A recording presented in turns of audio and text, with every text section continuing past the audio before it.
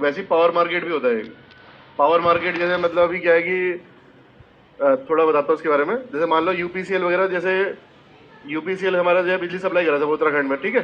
तो यूपीसीएल का कुछ पहले से ही कुछ इनके कॉन्ट्रैक्ट होते हैं, मतलब जैसे पीपीए बोलते हैं, पावर परचेज एग्रीमेंट बोलते हैं। क्या बोलते हैं? Power purchase agreement. मतलब हम मान लो कोई नया पावर प्लांट ना, टीएचडीसी सपोज टिहरी में एक हाइड्रो पावर प्लांट लगा, तो जब वो पावर प्लांट लगता है तो वो पहले ही जो है डील कर लेते हैं कि हम आपको इतनी बिजली देंगे और इतने रेट पे देंगे। तो ये एग्रीमेंट होते हैं, पहले से ही होते हैं एग्रीमेंट, पावर परचेज एग्रीमेंट बोलते हैं इन्हें, ठीक है।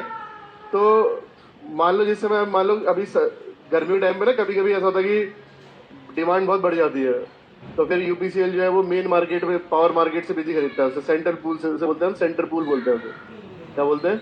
Centre pool. सेंटर पूल मतलब यहाँ पर जो है जितने भी प्राइवेट प्लेयर है, मतलब टाटा के पावर प्लांट होंगे, जिसके भी पावर प्लांट है, वो सब अपनी अपनी बिड लगाते हैं यहाँ पे कि हम इतने बेचेंगे, हम इतने बेचेंगे।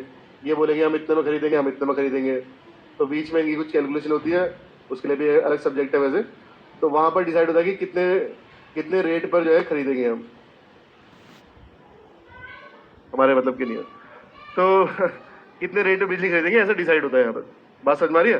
तो इस ये सब कैलकुलेशन वहाँ पर होती है।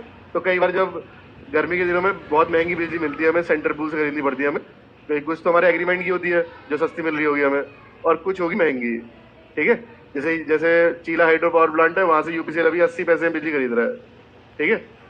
तो कहीं और से 12 रुपये में खरीद रहा होगा, कहीं और से 10 रुपये में खरीद रहा होगा, कहीं और से 5 रुपये में खरीद रहा होगा।